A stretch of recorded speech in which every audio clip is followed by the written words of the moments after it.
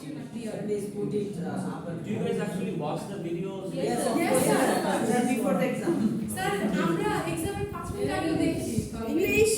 Sorry ও sorry Okay, so who wants to read?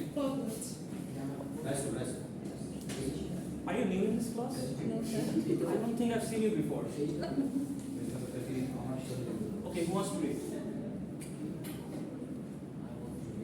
Yes, you student. 31 Page 31, the natural philosophers. no The natural philosophers. oh এইটাই 27 Oh, for you guys it's pretty good. Please start. The natural philosopher. Nothing can come from nothing. When her mother got home from work that afternoon, Sophie was Not this one. sorry, to Not this one. 2 pages later. 2 pages later. 2 pages later. This the natural philosopher. The earliest Greek philosophers are sometimes called natural philosophers because they were mainly concerned with the natural world and its process. We have already asked ourselves where everything comes from. Nowadays, a lot of people imagine that at some time something must have come sir from. এটা sir Yes, we are going very back recapping this part. Okay. This idea was not so widespread among the Greeks. For one reason or another, they assumed that something had always existed. How everything could come from nothing was therefore not the all important question. On the other hand, the Greeks marveled at how live fish could come from water and huge trees and brilliantly colored flowers could come from the dead earth. Dead earth. Okay, yeah. Not to mention how a baby could come from its mother womb. The philosophers observed with their own eyes that nature was in a constant state of transformation. But how could such transformation occur? Transformation occurred. Occur. How could something change from being substance to being a living thing? For example, all the earliest philosophers shared the belief that there had to be a certain basic substance at the root of all change. How they arrived at this idea is hard to say. We only know that the notion gradually evolved. What does it mean? Which part? Evolve. What is? Have you guys heard of evolution? yes sir That's where the word is coming from. Evolve. Evolved. That there must be a basic substance that was the hidden cause of all changes in nature. There had to be something that all things Came from. came from and returned to. Okay. So let's just stop here and think about this part for a moment. All the earliest philosophers shared the belief that there had to be a certain basic substance at the root of all change.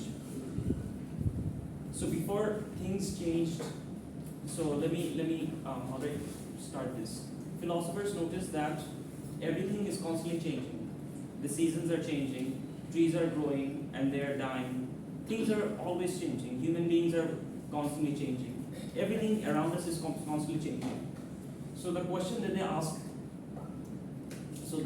they ask themselves is, so if all things are made of some basic substance, what is it that caused things to change? What is that thing that caused things to change?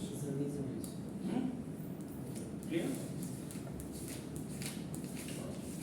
For us, the most interesting part is actually not what solution these earliest philosophers arrived at, but which question they asked and what type of answers they were looking for. We are more interested in how they thought than in exactly what they thought. We know that they posed questions relating to the transformation they could observe in the physical world. They were looking for the underlying laws of nature. Underlying laws of nature. They wanted to understand what was happening around them without having to turn to the ancient myths.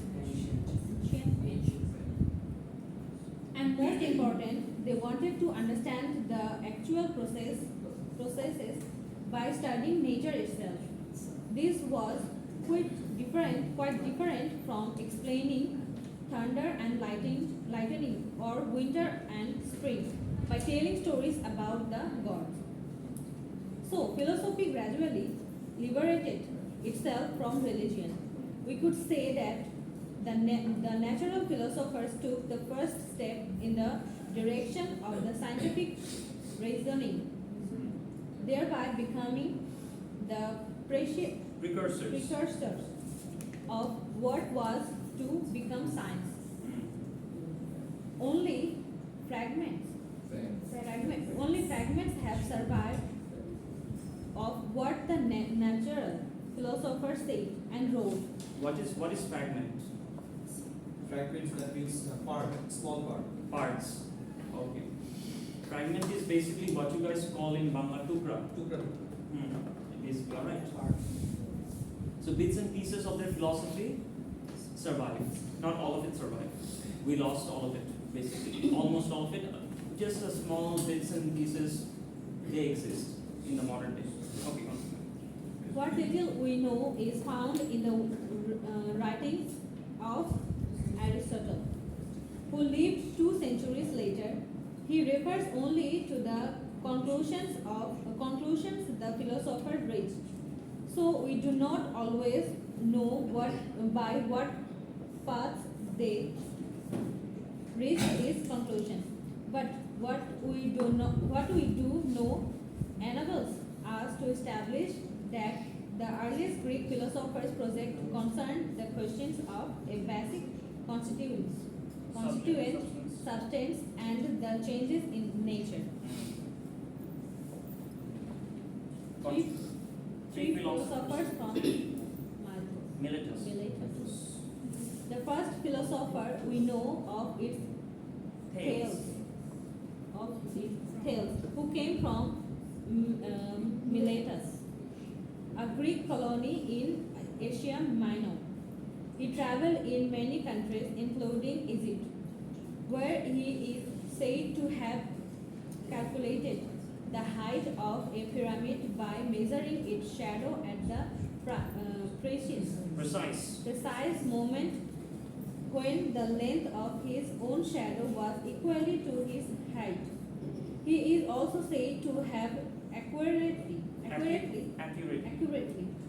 predicted a solar eclipse in the year 585. Thales thought that the source of all things was water. We do not know exactly what meant by that. What he meant. He may have believed that all life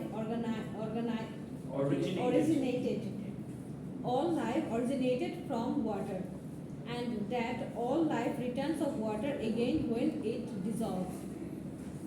During his travels in Egypt, he must have observed how the crops began to grow as soon as the flood of the Nile receded from the lands appear in the Nile Land areas in the Nile Delta. Perhaps he also noticed that frogs and worms appeared wherever it had just been raining. It is likely that Thales thought about the way water turns to ice or vapor vapor, and then turns back into water again. Thales is also supposed to have said that all things are full of gods. What he meant by that we can only summarize, perhaps surmise. Perhaps seeing how the black earth was the source of everything from flowers and crops to insects and cockroaches. He imagined that the earth was filled with tiny invisible life germs. One thing is certain, he was not talking about Homer's gods. The next philosopher we hear of is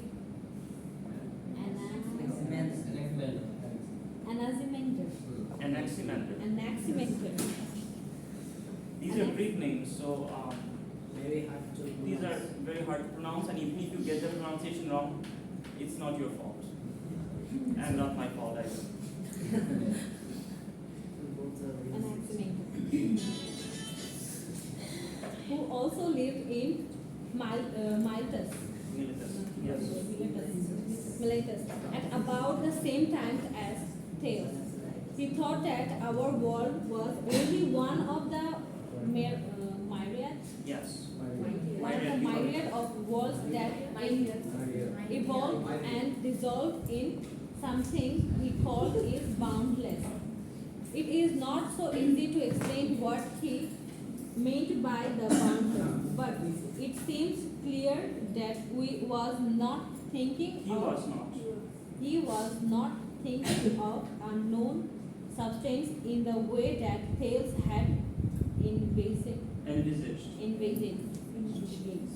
Perhaps he meant that the substance which is the source of all things had to be sometimes other than he something other than he thinks created. The things created. Because all created things are limited. That which comes before and after them must be boundless. It is clear that his basic stuff could not be anything as ordinary as water. Okay, stop it for a moment. So first we look at Thales. So what are Thales' achievement? What is he known for? What things have he found out? Sorry? Yes. Try to say it in English, please. He invented the pyramid by shadow. And what else? He thought everything creates from water, and after the things die or something like that, they will be in water also. And Back into water again. and what else? Another notable achievement. He calculated the solar eclipse. Yes. So basically, I'm going to share with you one thing that NASA scientists, they have been searching for the aliens in other planet. So whenever they found that this planet has liquid or water, so they assume that there could be some possibility to grow the plants or animals. Possibility of life. Lives. So it's a kind of safe to things. Okay.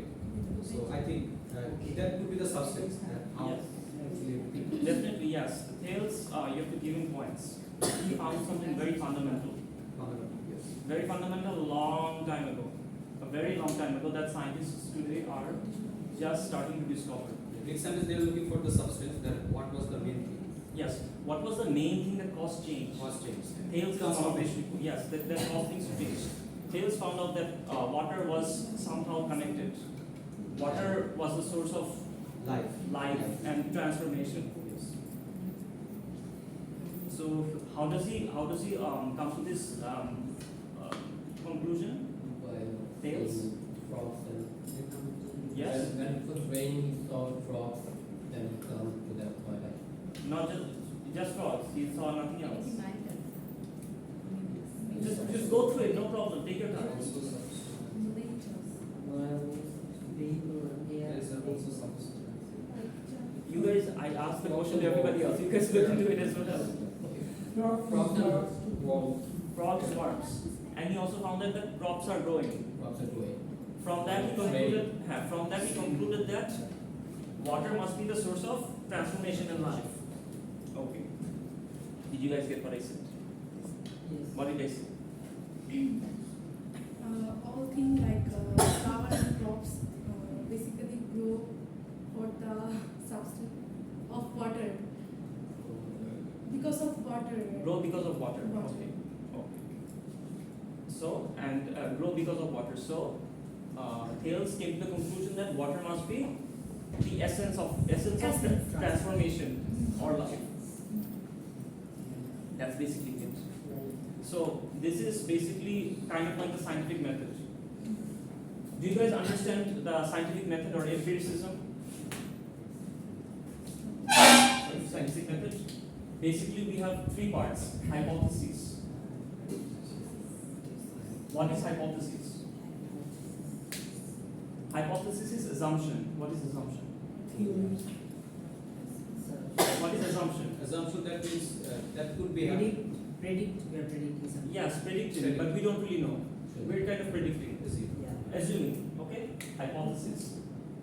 Then what we do is we try to In this case, we find out through experimentation or observation if what we predicted is true or not. Experiment or observation.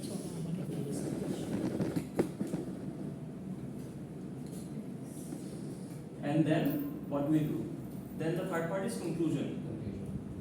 What is conclusion? the ending. They comes to a Result. The result. The result. Outcome. My assumption was wrong. My assumption was right. Fail. My assumption was partially right. Okay? Did you guys get the idea? Maybe I was right. Maybe I was wrong. Maybe I was halfway there.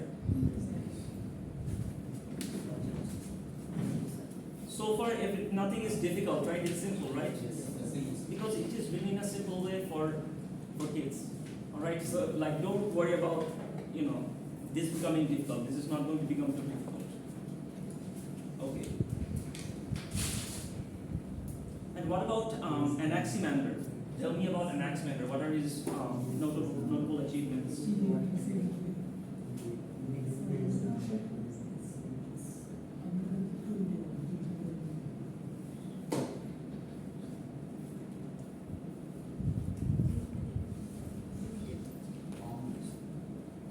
Boundless, something like that. All things are limited. All things are limited Hmm. and have boundless type. All things are bound within a time period, or everything that is life is death, right? Everything has a limitation. So that which is giving, that which is allowing the transformation, that which is allowing life, must be boundless in nature, must not be limited in nature. Okay? Simple idea. A third philosopher who was reading, you complete. The third philosopher from Miletus was Anaximenes. Yes, go on. He thought that the source of all things must be air or vapor. Anaximenes was, of course, familiar with Thales' theory of water. But where does water came from? Anaximenes come from. Anaximenes thought that water was condensed air. Water was condensed air. We observed that when it rains, water is pressed from the air. When water is pressed even more, it becomes earth. He thought he may have seen how earth and the sand were pressed out of melting ice. He also thought that fire was Fire was rarefied air. According to Anaximenes, air was therefore the origin of earth, water, and fire. It is not a far cry from water to the fruit of the earth. Perhaps Anaximenes thought the earth, air, and fire were all necessary to the creation of life, but that the source of all things was air or vapor. So like Thales, he thought that there must be an underlying substance that in the source of all natural change. Sir, could you please tell me how to utter this period 570? What are you referring to? The first line, sir. The third philosopher for malicious ways. How to pronounce this? Anaximenes. No, sir. After that, 572. He's I got got it. it. Did your BC, yes. 572, 526 572, 526 BC. BC. You see that is birth of Christ. Birth before Christ. Before Christ. Before Christ. And AC means birth after Christ. No. Yes. AD, sorry, AD. Eddie means Anno Domini. Yes, you're right. Sir, what the meaning of this word? Rarefied. Rarefied. Very good question. Rarefied. Which one? Rarefied yarn. He also thought that fire was rarefied. Rarefied yarn. Let Fire. me take a look. We observe that when it rains, water is pressed from air.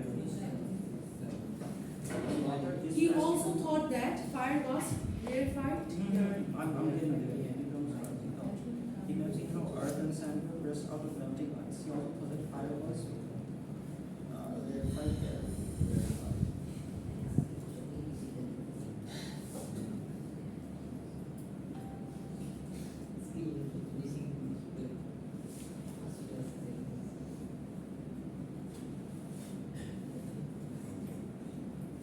Good question.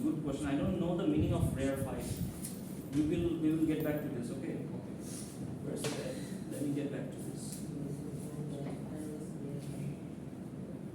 Is it synonym of purified or something? Clarified, purified. Yes, but yes, it is that, but I'm trying to understand better. If I no can. problem. Yeah, take it out.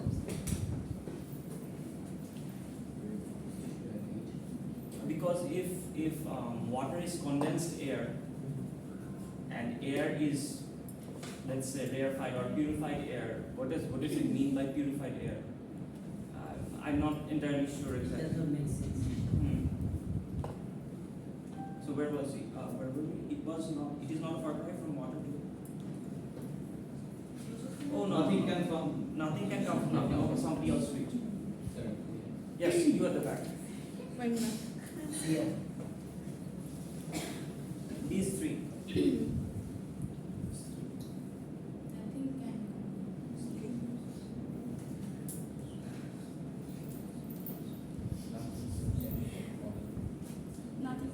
Nothing can come from nothing.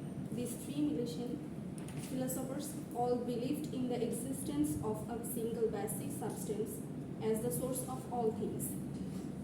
But how could one substance suddenly change into something else? We can call this the problem of change.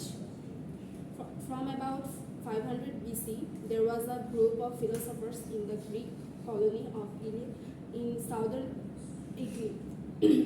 These Eleatics were interested in this question. The most important of these philosophers was Parmenides. Parmenides thought that everything that exists had always existed. The idea was not aligned to the Greeks. Alien. Alien. Alien to the Greeks. By what does this mean? Alien to the Greeks? Exactly, not unknown to the Greeks. Continue. They took it. More or less for granted that everything that existed in the world was everlasting. Nothing can come out of nothing, thought Parmenides. Parmenides. Yes, continue. Don't worry about it. And nothing that exists can become nothing. But Parmenides took the idea further. He thought that there was no such thing as actual change. Nothing could become anything other than it was. Okay. Let's get these ideas out. The idea, they took it more or less for granted that everything that existed in the world was everlasting. Everything that exists in the world is everlasting. It will always be there. That's the idea that they had. The Greeks had and Parmenides had. Nothing can come out of nothing. So nothing can come out of nothing. Do you guys understand this? To have something which We need to have something. To have something, we need to have something. So nothing produces nothing. Thought Parmenides, and nothing that exists can become nothing. What does this mean? And nothing that exists can become nothing.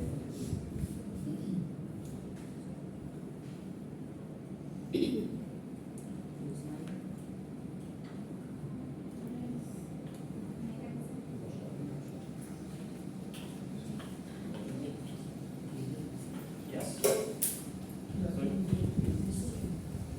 And nothing that exists,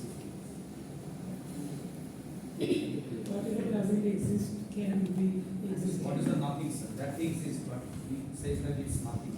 So what is the nothing? this is a very interesting sentence, you know.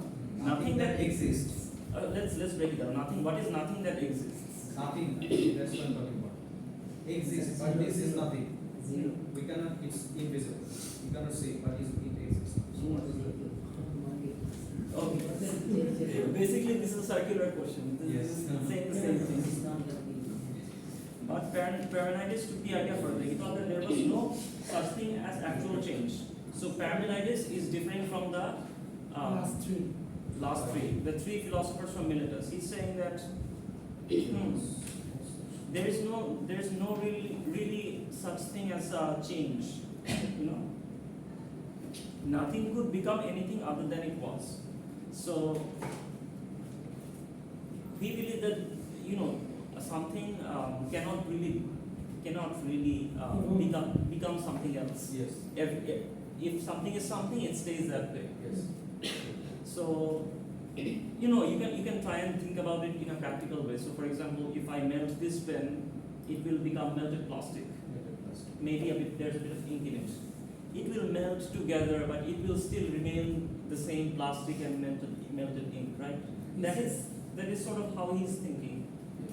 But the three philosophers from Miletus are saying that, well, melted plastic is not the same as this plastic, as the solid plastic. So something is causing the change. You understand their different thought processes? It's transformation. Both of them are right in their own way. Both of them are correct in their own way. These are just different ways of thinking. Okay. Yes, continue. Parmenides realized, of course, that nature is in a constant state of flux. He perceived with his senses that things changed, but he could not equate this with what his reason told him. When forced to choose between relying either on his senses or his reason, he chose reason. In no other expression, I will believe it when I see it. But Parmenides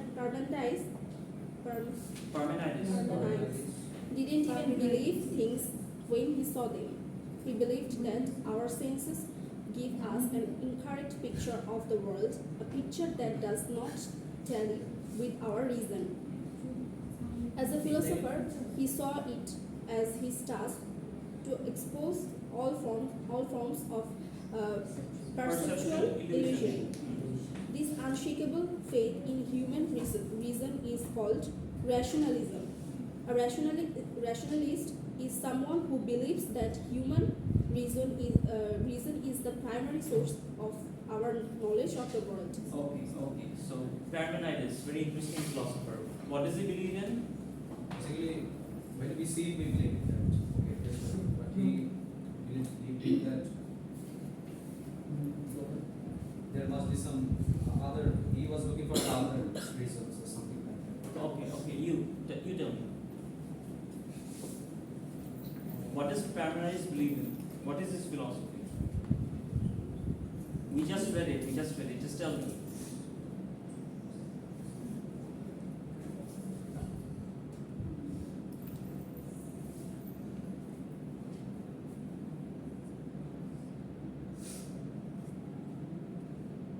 We just read it. What are you talking about?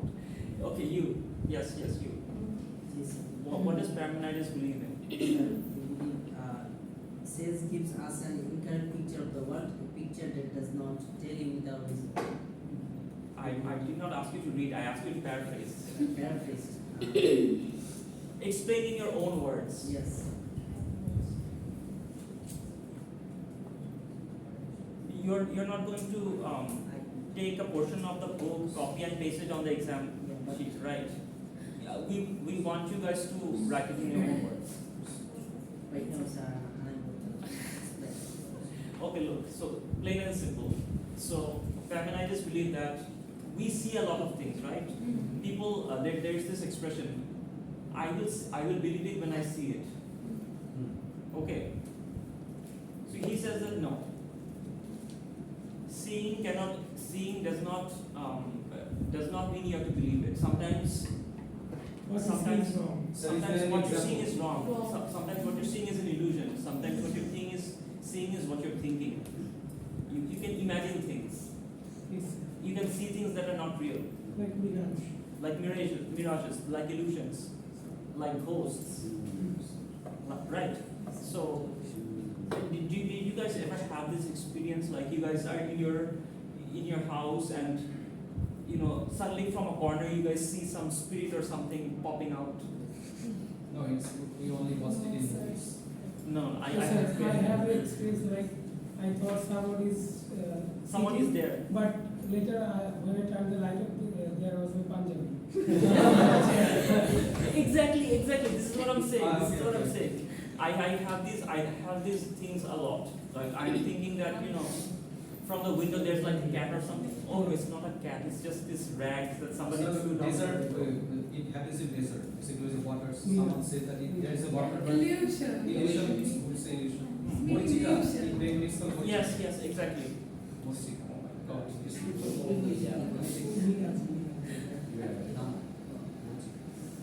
Okay, long story short, do you guys get the idea I'm trying to present here? So, our senses can fool us. So, Parmenides say that our senses can fool us, therefore, I'm not going to rely too much on my senses. I'm going to rely on my reason, my faculty of reason. This way of thinking is called rationalism. This is a philosophical, let's say, an entire philosophical movement on its own. Sir, what is Sir, is it subconscious mind related thing? Yes, you could, because of the illusions that you see, the things that you see that don't exist are possibly from the subconscious, right? Like if we watch a horror movie, then it can be. So magician. It is possible that we might see something terrifying in our house like that. Exactly, right? You watch a horror film and for the next 2 or 3 days, you're scared of going to the washroom. Yes. You get the idea, right? Yes. Sir, what is human reason in this context? Human reason, what is reason? Cause. Cause. Human reason. Reason, like I don't really know how to explain reason. It's like reason. Think of reason like logic. Okay. Please.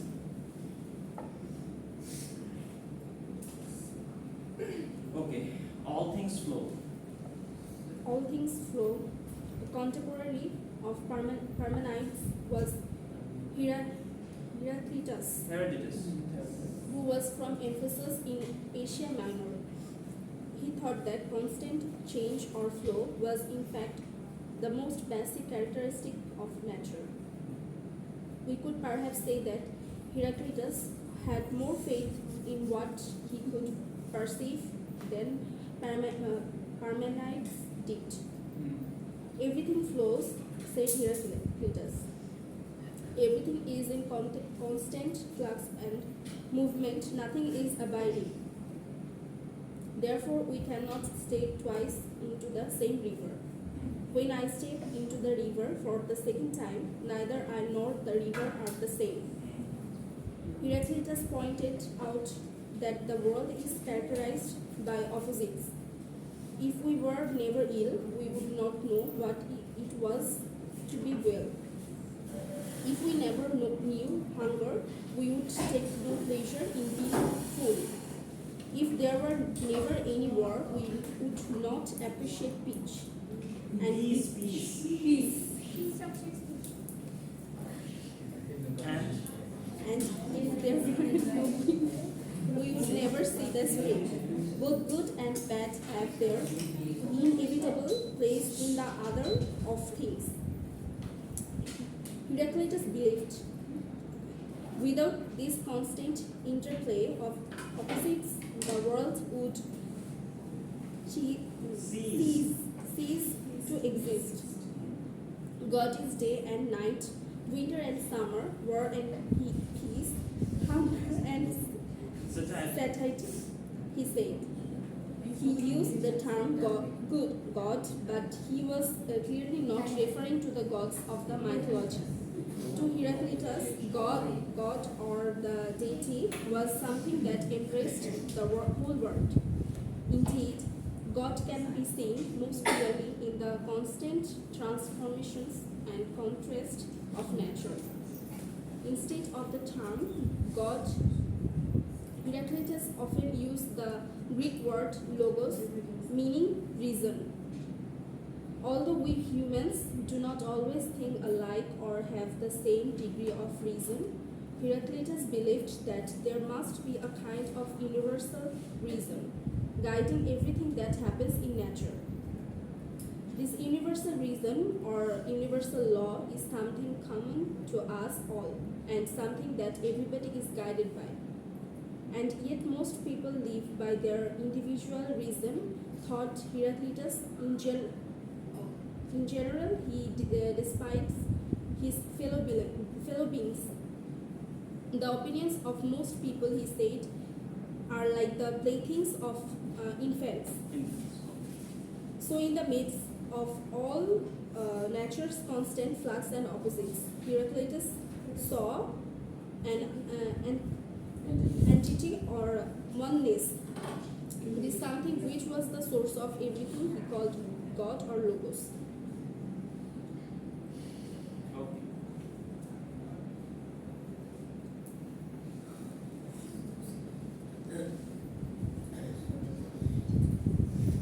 So, Heraclitus, what is Please explain. yes? We are going to. But I want to hear your thoughts on this first. Yes, sir. This is simple. Every action has opposite reaction. No, that's not what it is. Sorry, sorry. There must be a reason behind everything. He Yes. about that, and people think the thing he thought actually is a child play, and he believed that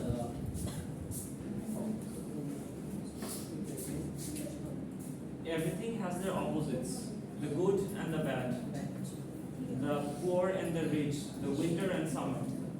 Without one, you cannot understand the other. Without pain and suffering, you cannot understand health. War, you cannot. Pain, suffering, sickness, you cannot understand health. So this is basically what his philosophy was like. And he believed, and he, like the previous philosophers, some of the previous philosophers, the three philosophers from Miletus, believed that you see the constant transformations in the nature that the three philosophers from Miletus were talking about. He believed in that too. He believed that these were transformations, and he believed that the Creator was behind them. and one more thing, sorry. Or the fact that these transformations were perhaps the Creator. One more thing he was telling about the experience, like once we swim a river, after that the experience won't be the same. So like after experiencing something, it won't be the same again. He was talking about this experience. Because everything is changing, everything is in a constant flux. Like you experience anything, it won't be the same again. Because like you guys have this expression in Bangla as well. I'm not going to say the Bangla, but it's like this. You cannot step into the same river twice. So what does it mean actually? The reason always A flows. river is always flowing. So if yesterday you stepped into the river, a certain place in the river, today you can step into that same place, but it won't be the same river. The river has changed. The water is changing. Flowing, water is flowing. Water is constantly flowing. The way it was flowing, the air, everything. Maybe some sand, some rocks have even shifted. You cannot step into the same river. You get the point? Okay, sir. Nothing complicated. This guy is very simple. Yes, sir. Four basic elements. Yes.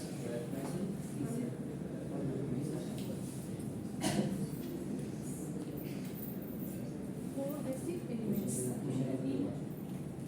One way. Parmenides,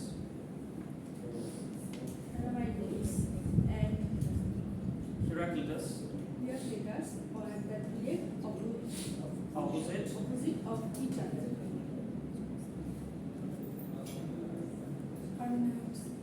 Parmenides reason made it clear that nothing could change.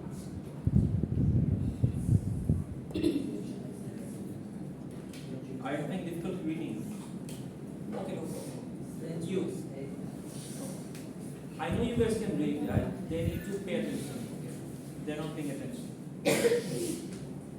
In one way.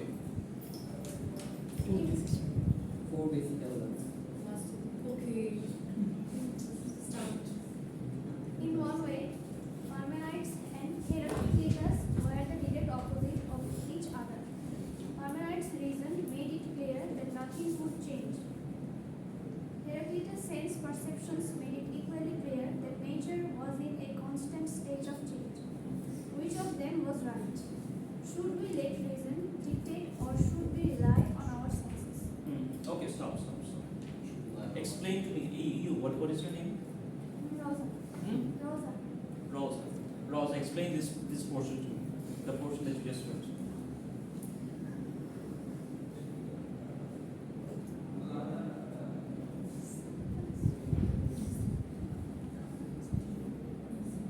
Take your time, no problem. I'll give you time.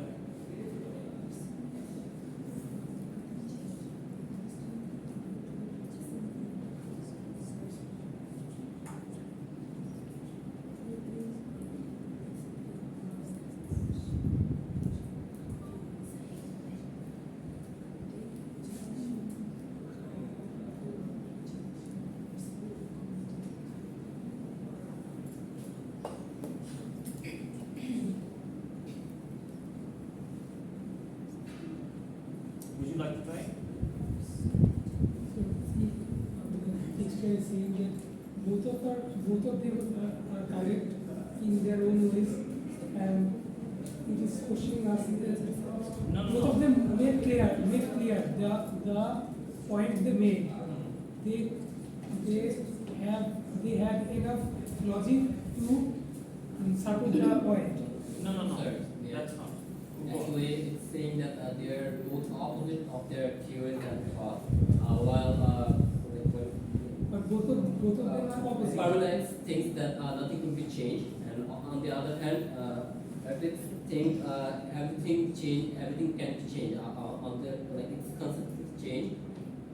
We have to on this text we can consider that should we rely on their things, thoughts, and theories, or we should find out the reasons.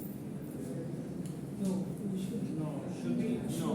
Should we let the logic decide, or should we let our senses decide? That's Should what we? I was trying to say. Okay. So, look, there are two philosophers. Simply, yes. Pay attention. You have to pay attention. There are two philosophers, Parmenides and Heraclitus. Parmenides believed that Nothing could change. nothing could change. Parmenides believes that we should rely on our logic to live in the world, to come to conclusions. Heraclitus believes that we should rely on our senses, five senses. Five senses or more senses, add more senses, I don't care. Okay? Clear? Yes, sir. So the question that is being asked at the end, should we let reason dictate or should we rely on our senses? Continue. Who was reading? Yes. Parmenides and Heraclitus both say two things. Parmenides says that nothing can change and that our sensory perceptions must therefore be unreliable. Heraclitus, on the other hand, says that everything changes, all things flow, and that our sensory perceptions are reliable. Philosophers would hardly disagree more than that, but who was right? It fell off. It fell to Empedocles from Sicily to lead the way out of the tangle they had gotten themselves into. He thought they were both right in one of their assertions but wrong in the other. Empedocles found that the cause of their basic disagreement was that both philosophers assumed the presence of only one element. If this were true, the gap between what reason dictates and what we can see with our own eyes would be unbridgeable. Water obviously cannot turn into a fish or a butterfly. In fact, water cannot change. Pure water will continue to be pure water. So Parmenides was right in holding that nothing changes. But at the same time, Empedocles agree with Heraclitus that we must trust the evidence of our senses. We must believe that we see, and what we see is precisely that nature changes. Empedocles concluded that it was the idea of a single basic substance that had to be rejected. Neither water nor air alone can change into a rose bush or a butterfly. Rose bush Or a butterfly. The source of nature cannot possibly be one single element. Empedocles believed that all in all, nature consisted of four elements or roots, as he termed them. These four roots were earth, air, fire, and water. But all natural processes were due to the coming together and separating of these four elements.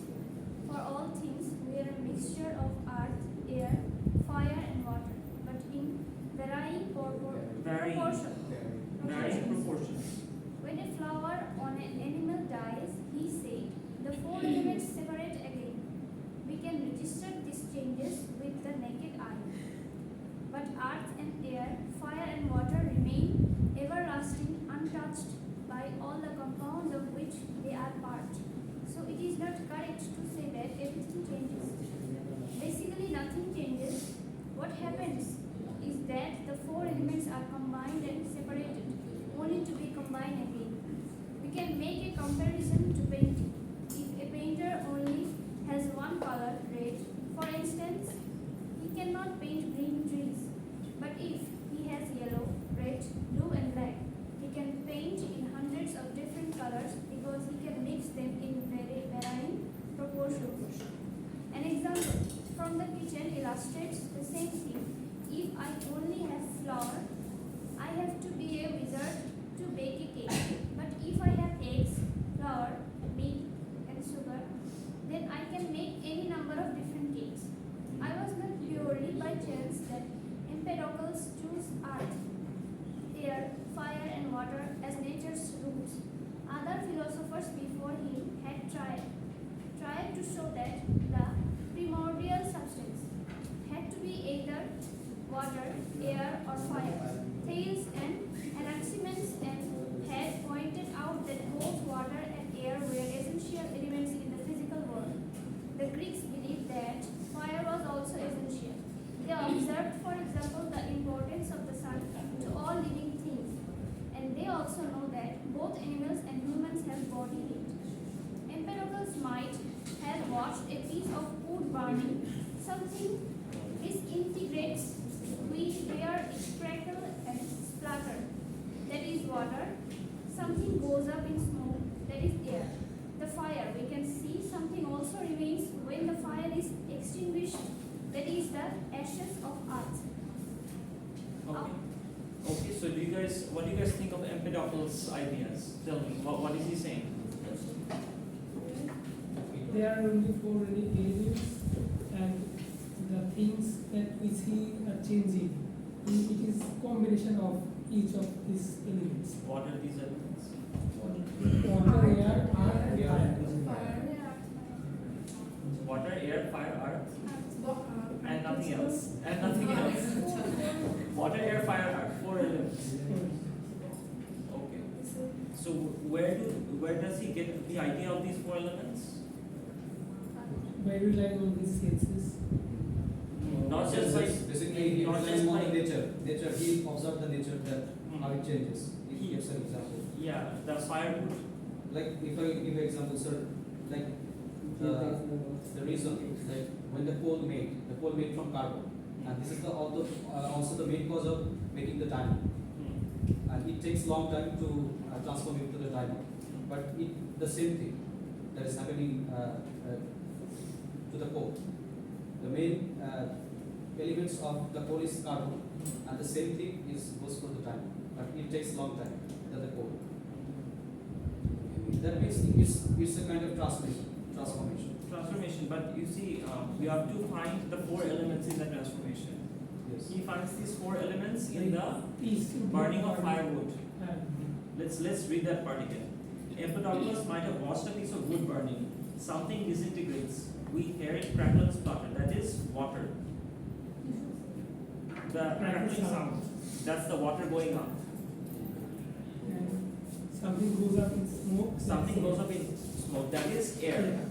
The fire we can see. We can already see the fire because the it's on fire. The wood is on fire. Something also remains when the fire is extinguished. What remains? Ashes. The ashes. This is earth. So based on this, what do you call it? Scenery. Let's call it an experiment, okay? Based on this, okay, let's call it an observation. Based on this observation, he concludes that the 4 elements, and he shows that these 4 elements are present in this transformation of the firewood. But the answer that I was also, another answer I was looking for is that these ideas existed before Empedocles. For example, it is written here, it is not purely by chance that Empedocles chose earth, air, fire, and water as nature's roots.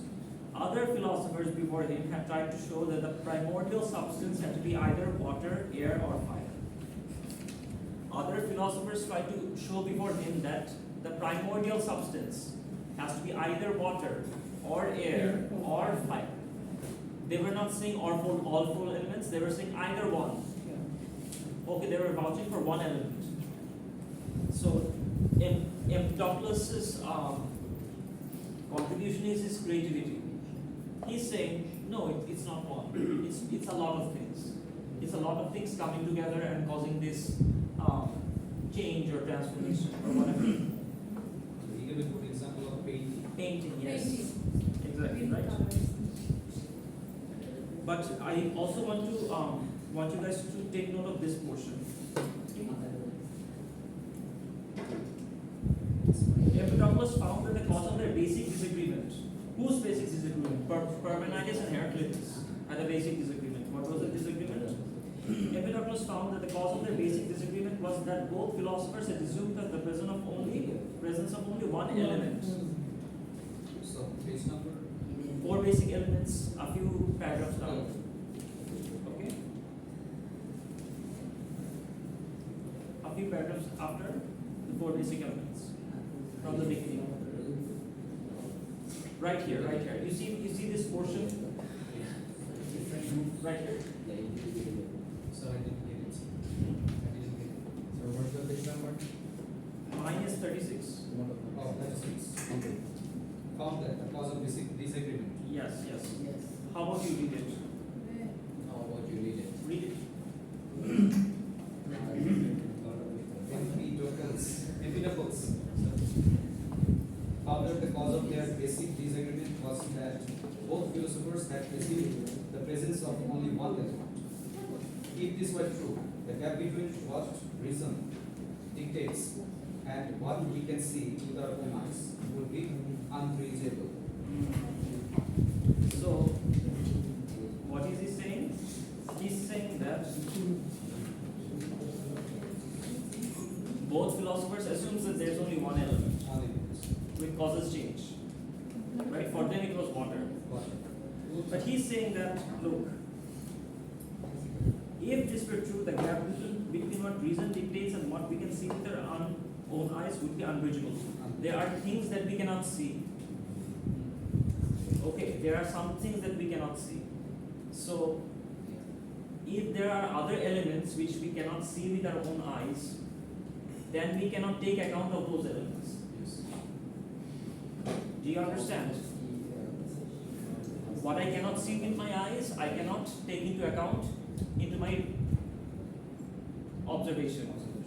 Therefore, what is his name? I keep forgetting his name. Empedocles takes into account fire, water, air, and earth.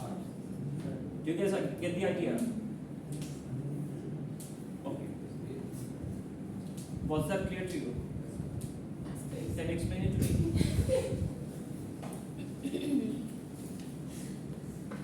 Give it a try. Give it a try.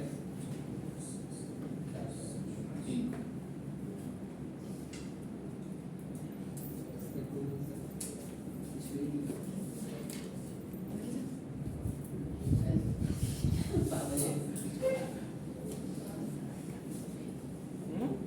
Sorry. Oh, why not?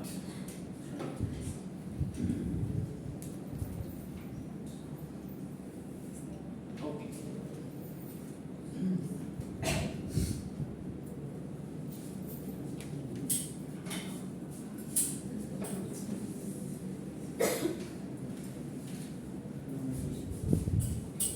Okay, continue. Who was reading?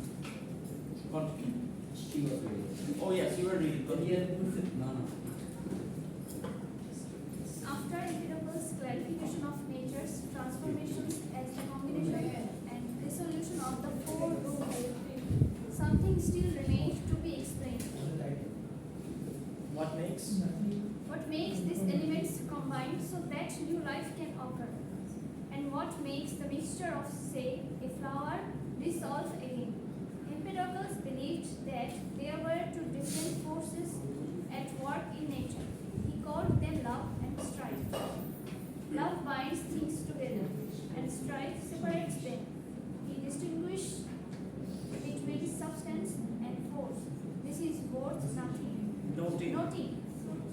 Even today, scientists distinguish between elements and natural forces. Modern science proves that all natural processes can be explained as the interaction between different elements and various natural forces. Empedocles also raised the question of what happens when we perceive something. How can I see a flower, for example? What is it that happens?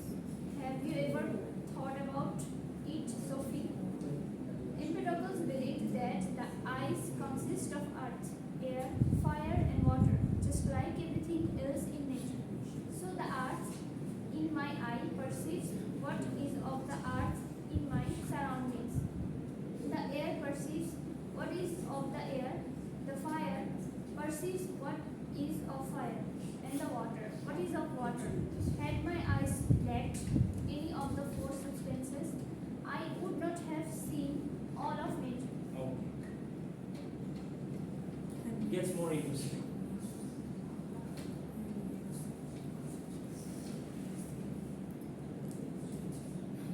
So after Empedocles' clarification of nature's transformations as the combination and dissolution of the four roots, something still remains to be explained. What makes these elements combine so that new life can occur? What makes the mixture of, say, a flower dissolve again? Yes? You want to say something? So, what is the question that is being asked here? Empedocles, the part that I just read. What makes these elements come together? Force. Yes, this is the interesting part. Empedocles believed that there were two different forces at work, love and strife. So what does it mean, Strife is war. Strife is struggle. Okay. He called them love and strife. Love binds things together and strife separates them. With love, these four elements come together. With strife, the four elements separate. Very interesting idea. I don't know how, what kind of example he might have come up with to explain this, but let's read. He distinguishes between substance and force. This is worth noting. Even today, scientists distinguish between elements and natural forces. Modern science holds that all natural processes can be explained as the interaction between different elements and various natural forces. So, yes, he was giving an interesting example of the coal, or the formation of the coal and of the diamond, right? So, the element is there under the earth, but what is the force? It is the pressure and the heat that the earth puts on those dead animals, which cause them to become coal, or under extreme pressure it becomes diamond, for example. So this was a good example, I guess. Empedocles also raised the question of what happens when we perceive something. So this force that is creating, let's say, a diamond or coal would be love, according to Empedocles, not strife, because it's creating. Yes. Right? Love takes a long time. Yeah, love takes a long time. Creation takes time. Creation takes time.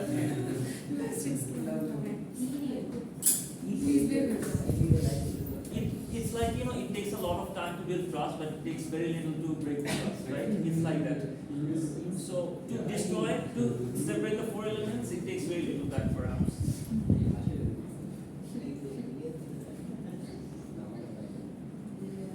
Empedocles also raise the question of what happens when we perceive something. How can I see a flower, for example? What is it that happens? Have you ever thought about it, Sophie? What does he say? You guys tell.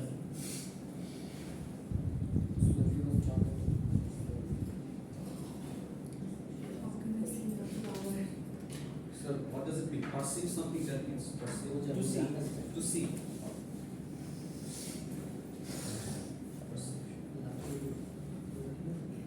The answer is just right below. You guys just paraphrase it for me. Read this part, you guys. Read by yourselves. Empedocles believe that the eyes consist of earth, air, fire. Continue. Read. No. You guys don't have to read. Just read by yourselves. Read by yourselves. I'm trying to understand.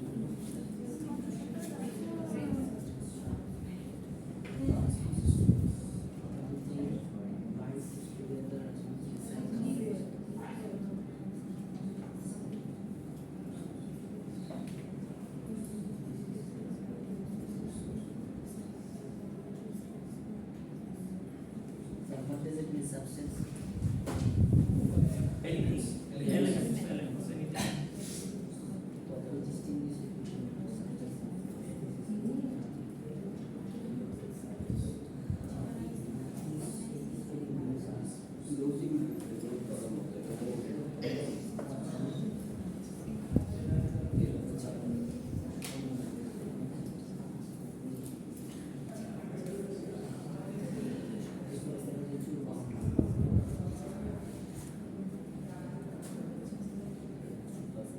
The question asked here is, how can I see a flower?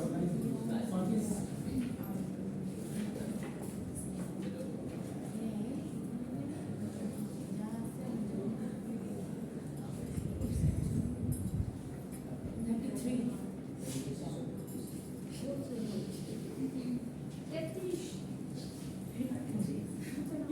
Have you guys figured out?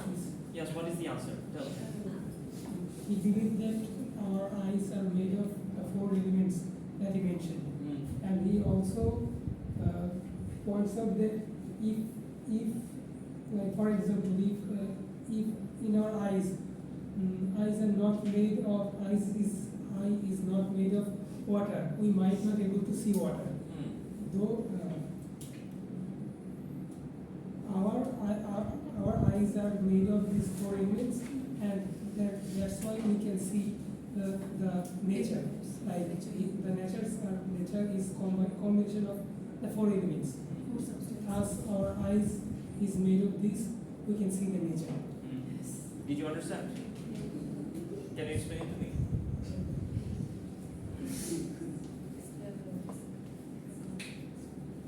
Yes, you.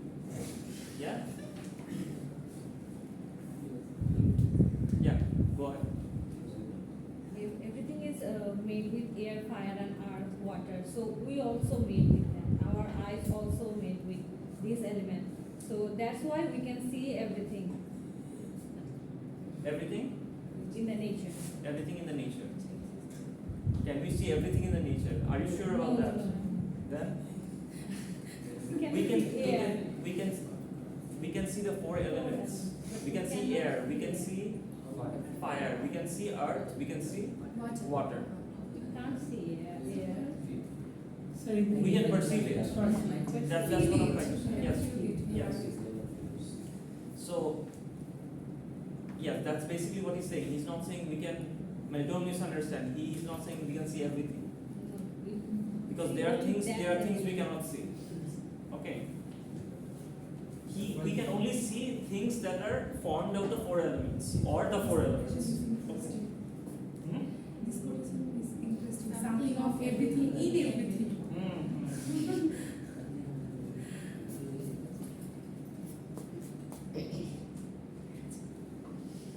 You know, have you guys heard of this saying?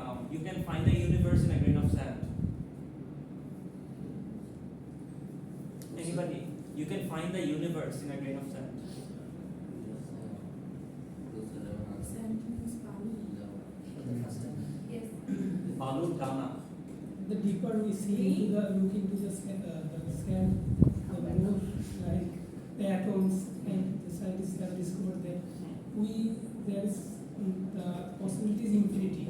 Like we can go deeper and deeper, like the universe. The universe is infinite. That like we go beyond the space, we cannot see the end.